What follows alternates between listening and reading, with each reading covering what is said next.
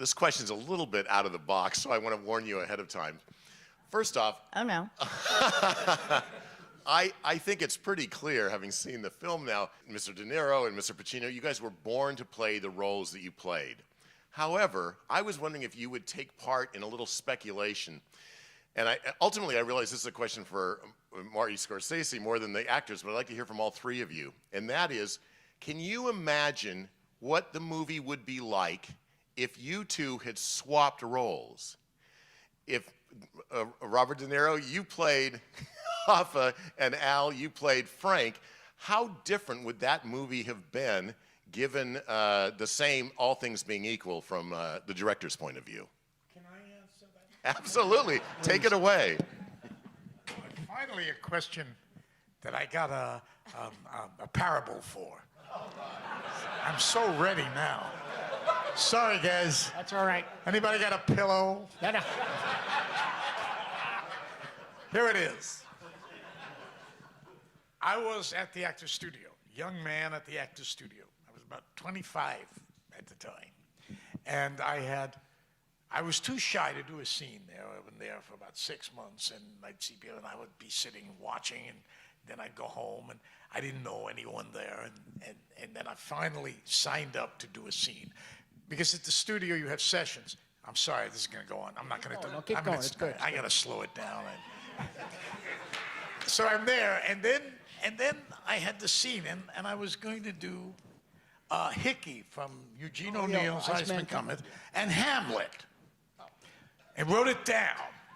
And it was my turn finally to go up in front of the great Lee Strasberg at the Actors Studio, the hallowed Actors Studio, with all these people who sit out there. And what they do is you do a scene, and afterward they don't like criticize it, they discuss it with Lee as the moderator, because it is for professionals. It's not an acting school, the Actors Studio.